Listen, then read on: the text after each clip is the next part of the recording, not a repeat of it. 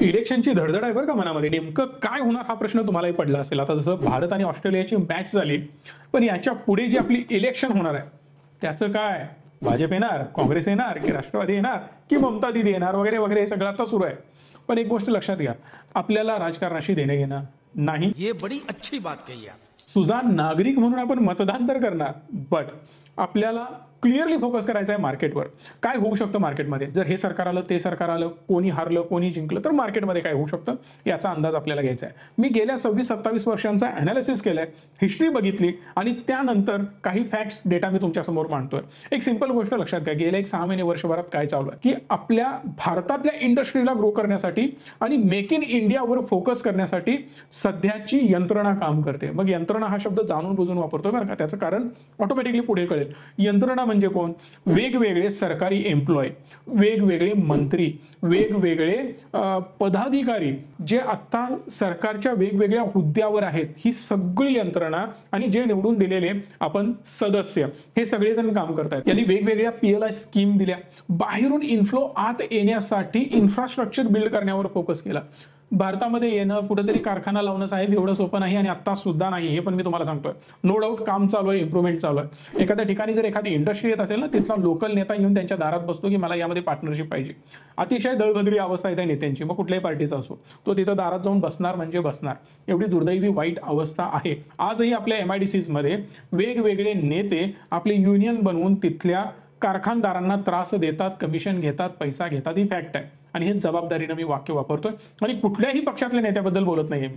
In general statement आहे आणि कुठलाही सरकार तिथं असू दे, प्रॉब्लेम हे पुढे येतातच. पण ठीक आहे, यामध्ये इम्प्रूव्हमेंट झाली, बऱ्या प्रमाणात इम्प्रूव्हमेंट आता सुरू आहे. मग यामध्ये हिस्टॉरिकल चार्ट काय सांगतो यावर थोडीशी नजर फिरवूया. सगळ्यात आधी 1996 साली जेव्हा काँग्रेस होता आणि काँग्रेस हारल्यानंतर युनायटेड फ्रंट म्हणजेच वाजपेयी, गुजराल आणि गौडा साहेबांचं वगैरे सरकार आलेलं होतं, त्यावेळी मार्केट 25% वाढलेलं होतं.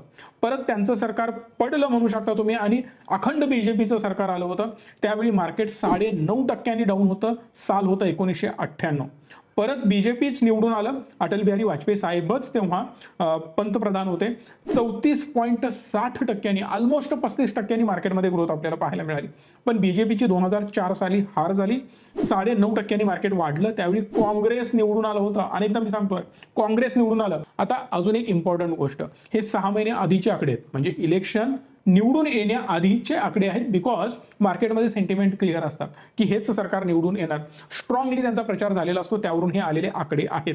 परत 2014 साली BJP निवडून आलं, 19% मार्केटमध्ये ग्रोथ झाली. पुन्हा 2019 साली BJP सरकारच आलं आणि 9.62% ग्रोथ निर्माण झालेली इथं आपल्याला पाहायला मिळते. आता यामध्ये एक कॅच तुम्हाला पाहायला मिळेल की पहिल्यांदा स्लो ग्रोथ झाली होती जेव्हा काँग्रेस निवडून आलं होतं, पण दुसऱ्या टर्म मध्ये काँग्रेसच्या एक मोठी ग्रोथ आपल्याला 30% पाहायला मिळाली. त्यानंतर BJP आलं, लगेच सरकार चेंज झालं, एक मोठी ग्रोथ आली. त्यानंतर 9% एक स्लो ग्रोथ तुम्हाला पाहायला मिळाली. आता जे BJPनं इम्प्लिमेंट केलंय त्यानुसार मार्केटनी स्वतःला बदलून घेतलेलं आहे. कदाचित 2 केसेस होऊ शकतात, एक तर काँग्रेस येऊ शकतं किंवा भाजप येऊ शकतं. Because I don't think so की यार दुसरा कुठला मोठा पक्ष आहे जो आता निवडून येईल. आहेत बरेच पक्ष, पण मेजरली एक तर काँग्रेसची सत्ता येणार किंवा भाजपची येणार. तुमचं मत कमेंट बॉक्समध्ये सांगू शकता. या केसमध्ये जर पुन्हा भाजप आलं किंवा येणार असेल तर त्या केसमध्ये मार्केट स्टेबल राहू शकतं आणि निवडून आल्यानंतर एक स्लो ग्रोथ दाखवू शकतं, असं माझं पर्सनली मत आहे. इन शॉर्ट काय तर मार्केटचा असा ट्रेंड कदाचित असू शकतो. पण जर काँग्रेसचे सेंटिमेंट आले तर लॉजिक क्लिअर लक्षात घ्या. आता बऱ्या प्रमाणात मार्केटमध्ये सेंटिमेंट BJP रिलेटेड आहे रिगार्डिंग स्टॉक मार्केट मी म्हणतोय. बाकी अनालिसिस तुमचं तुम्ही करा. मला हे म्हणायचं नाही की ते निवडून येणार काय, हे येणार ते तुमचं तुम्ही बघा.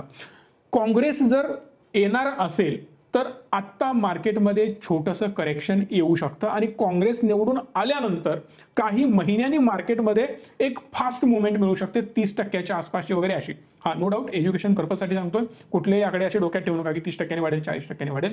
सांगण्याचा मुद्दा हा आहे. आता तुम्ही म्हणाल की BJP निवडून आलं तर तुम्ही म्हणताय राव 5-10%, 20-15% वगैरे असं वाढेल आणि काँग्रेस निवडून आल्यावर एवढी मोठी जंप का? तर त्याच्या मागे रिझन मी तुम्हाला सांगतो. आता जे काही सुरू आहे ते BJPनं गेले 10 वर्ष इम्प्लिमेंट केलेल्या गोष्टी आहेत. होतं काय, जेव्हा सरकार बदलतं ना, प्रत्येक जण आपापल्या हिशोबाने चेंजेस करायला लागतात. मग जर काँग्रेसने काही चेंजेस केल्या, त्यांच्या आयडिओलॉजीने काही बदल केले, आता ते चुकीचे किंवा बरोबर हे मला यामध्ये पडायचं नाहीये, तर ते काही गोष्टी बंद करू शकतात, काही गोष्टी नवीन चालू करू शकतात. यामुळे होणार काय, एक्झिस्टिंग मार्केटला थोडासा दणका बसणार, मार्केट खाली येऊ शकतं. मग मार्केट 10% करेक्ट होत असेल तर या लेवलपासून जे वरती 10-15% वाढणारं मार्केट होतं आणि हे पडलेलं 10% अशी मिळून रिकव्हरी आपल्याला 30% वगैरे पाहायला मिळू शकते, असं माझं अनुमान आहे. सध्या भारतामध्ये जर तुम्ही बघितलात ना तर 14 वेगवेगळ्या प्रकारच्या सेक्टर्सना PLI स्कीम सुरू आहेत, ज्यामध्ये मोबाईल मॅन्युफॅक्चरिंग, त्याचबरोबर ड्रग आणि फार्मा, मेडिकल डिव्हाइसेस, ऑटोमोबाईल आणि automobile components, pharma drug, speciality steel, telecom and network product, electronic tech product, white good and food products. बाकी सगळी लिस्ट तुम्ही बघू शकता स्क्रीनवर. मग यामधून एक तुम्हाला कळतं की या सेक्टरमध्ये जर दुसऱ्या सरकारला वाटत असेल की यामध्ये ग्रोथ मला एक्सपेक्टेड नाही आहे, इकडे ग्रोथ एक्सपेक्टेड आहे, कदाचित शेतकऱ्यांची आत्महत्या जास्त वाढते, त्यावर आम्हाला काम करायचं आहे, स्पेंडिंग इकडून काढून तिकडे जास्त करायचं आहे, तर बजेट इकडून तिकडे जाऊ शकतं. बऱ्याच गोष्टी आहेत. आम्हाला इन्फ्रास्ट्रक्चर ऐवजी आता सध्या एज्युकेशन सिस्टमवर काम करायचं आहे किंवा बँकिंगवर काम करायचं आहे किंवा इतर कुठल्याही गोष्टीवर जास्त फोकस करायचा आहे, तर त्या केसमध्ये त्यांचं स्पेंडिंग इकडून तिकडे जाऊ शकतं. म्हणजेच सिम्पली आयडिओलॉजीवर या गोष्टी ठरणार आहेत. पण मेजरली जर तुम्ही बघितलं या ज्या गोष्टी लॉन्च केलेल्या आहेत त्या फायद्याच्याच आहेत आणि मला नाही वाटत या सिस्टीम थ्रू रूट झालेल्या आहेत. आय डोंट थिंक सो की असं काँग्रेस येऊन किंवा दुसरं कुठलं XYZ सरकार आलं तरी त्या स्कीमना काही धक्का मोठा ते लावतील. हा, नो डाऊट नावं वगैरे बदलतील. म्हणजे काय, आता समजा पुढे मोदी साहेबांचं नाव असेल किंवा वाजपेयी साहेबांचं नाव असेल तर हे गांधी घराणं त्यांचं नाव देईल किंवा केजरीवाल साहेब आले तर त्यांचं कोणाचं तरी नाव येईल. हे सगळं असं सुरू होईल. ओव्हरऑल आपल्या इकॉनॉमिकल ग्रोथवर आय डोंट थिंक सो की मेजर परिणाम होईल. आता भारताने जो टर्न अराउंड घ्यायचा आहे तो ऑलरेडी घेतलेला आहे. गेली 15 वर्षांमध्ये हे सगळं सुरू आहे ॲग्रेसिव्हली. 1990 मध्ये एक ॲग्रेसिव्ह ट्रान्सफॉर्मेशन भारताचं झालं होतं. त्यानंतरचं ट्रान्सफॉर्मेशन आता गेले काही वर्ष झालेलं आहे आणि हे आता पुढे ॲग्रेसिव्हली पुढे जाणार आहे. कारण एक माइंडसेट जो असतो बिझनेस माइंडसेट तो आता हळूहळू भारतीयांच्या ब्लडमध्ये उतरतोय आणि आपल्या इकडे सुद्धा मॅन्युफॅक्चरिंगला तेवढंच महत्त्व दिलं जात आहे. आज प्रत्येक नुक्कडवर बसलेला मुलगा सुद्धा आता बिझनेस करण्याच्या गोष्टी करतोय. परवाच मला एक फक्त 7वीला असणारा मुलगा म्हणाला की दादा मला ट्रेडिंग शिकायचं आहे, कधी शिकवताय? म्हणजे आमचा शेजारी मला असं म्हणतो 7वीचा मुलगा. म्हणजे विचार करा कुठल्या लेवलला थिंकिंग आता सध्याच्या पिढीचं सुरू आहे. त्यामुळे आय डोंट थिंक सो की आपल्या इकॉनॉमीवर मेजर काही फरक पडू शकतो एखादं सरकार आलं किंवा गेल्याने. ओव्हरऑल या सिच्युएशनमध्ये 2 प्रकारचे लोक आहेत.